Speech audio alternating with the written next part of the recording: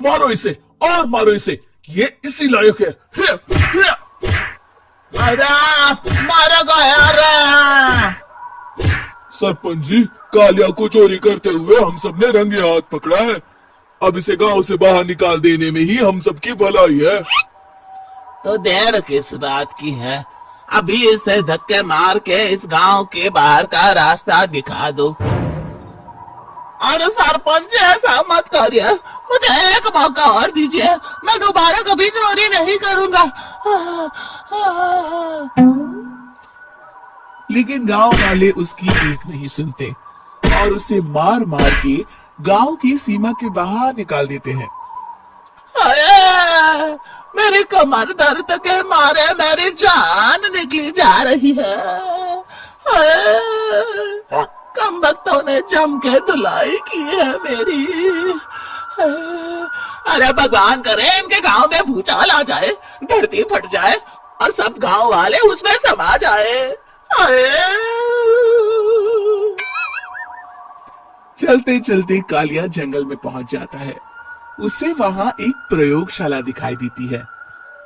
अरे इस जंगल में ये अजीब सा दिखने वाला घर किसने बनाया है, चल कर देखना पड़ेगा। कालिया प्रयोगशाला के पास चला जाता है। दो वैज्ञानिक प्रयोगशाला में बातें कर रहे होते हैं। बधाई हो डॉक्टर चमन, आखिरकार हम दोनों ने मिलकर एक ऐसी घड़ी का आविष्कार कर लिया है जिसे पहनकर कोई भी इंसान गायब हो सकता है। हाँ हाँ, तुमने बिल्कुल सही कहा डॉक्टर जर्माटो। अब कल सुबह ही हम इस जंगल से निकल जाएंगे, लेकिन उससे पहले आज रात के खाने का बंदोबस्त करते हैं। हाँ हाँ, मुझे तो बड़ी जोरों से भूख लगी है, चलो चलते हैं। दोनों वैज्ञानिक वहां से चले जाते हैं। उनके जाते ही कालिया प्रयोगशाला में दाखिल होता है। अच्छा तो ये बात है। कालिया बड़ी सी कांच के अंदर रखी घड़ी को बाहर निकाल लेता है और अपनी कलाई पर बांध लेता है। फिर घड़ी में लगा बटन दबा देता है। कालिया को एक जोरदार झटका लगता है। कालिया अपने आप को आईने में देखता है तो उसका पूरा शरीर पूरी तरह से गायब हो चुका होता है। हाँ, अब तो जो चाहे वो कर सकता हूँ। सबसे पहले मैं उन सभी को सबक सिखाऊंगा। गांव वालों, मैं आ रहा हूँ। कालिया गांव की ओर चल पड़ता है। थोड़ी देर के बाद दोनों वैज्ञानिक वहां आते हैं। अरे ये क्या, लगता है कोई हमारी घड़ी चुरा कर ले गया है।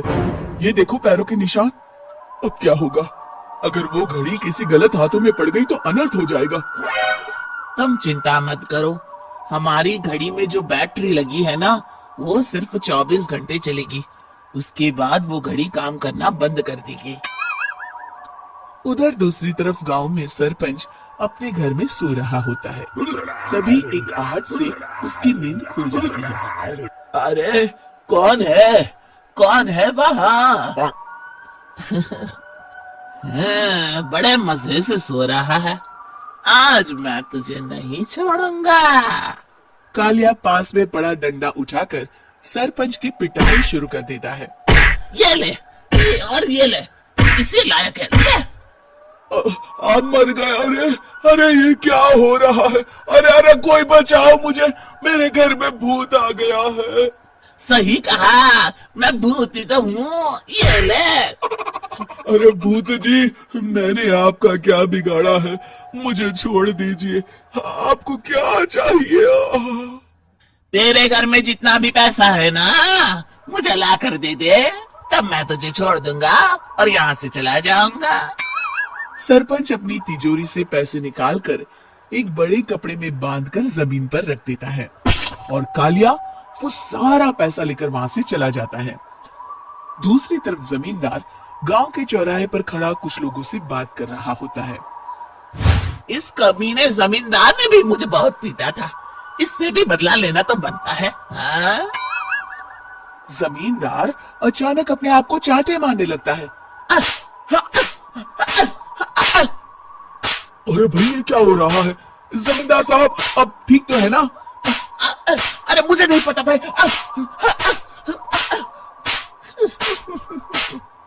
अरे मर गए रे, ये तो पक्का किसी भूत प्रेत का काम है। जमींदार के अंदर कोई भूत आ गया है, इससे पहले कि ये हमारे अंदर आ जाए।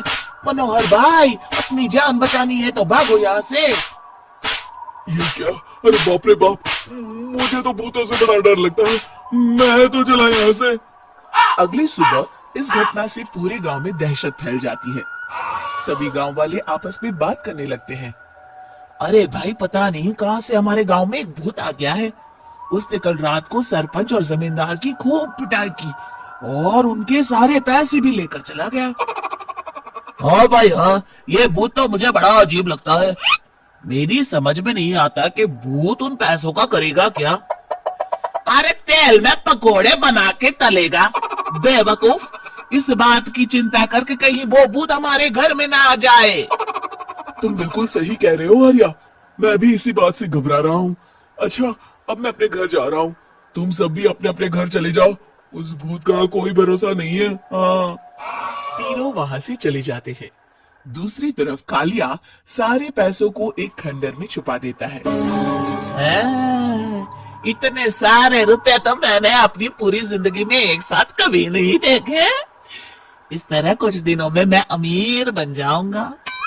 आज मैं उस मोटे बब्बन को अपना शिकार बनाऊंगा।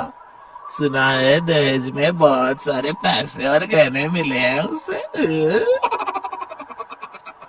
रात होते ही कालिया बब्बन के घर में घुस जाता है। हाँ, मिल गई तिजोरी। अब जल्दी से इसे खोलकर सारे पैसे निकाल लेता हूँ। अरे खुल जा, खुल जा। खुल गई। कालिया पैसे थैली में भरी रहा था कि तभी बब्बन उसके बगल में आकर खड़ा हो जाता है। भाई क्या कर रहा है? अरे हट। अरे तेरी इतनी हिम्मत, मैं तेरे सामने खड़ा हूँ और तू फिर भी मेरी तिजोरी से पैसे चुरा रहा है। अरे मैं तो गायब हूँ, तू मुझे कैसे देख रहा है? कालिया अपनी घड़ी को देखता है। अरे इसे क्या हो गया है? हाय, लगता है बैटरी खत्म हो गई। अच्छा, तो आज मैं तेरी बैटरी अच्छे से चार्ज कर देता हूँ। अरे भाग्यवान, जरा मेरा डंडा तो लाना। ये मोटा मुझे नहीं छोड़ेगा। अरे भागो। कालिया भागकर घर के बाहर जाता है। बाहर सभी गांव वाले हाथ में डंडा लिए खड़े होते हैं। अच्छा, तो तू वो भूत है?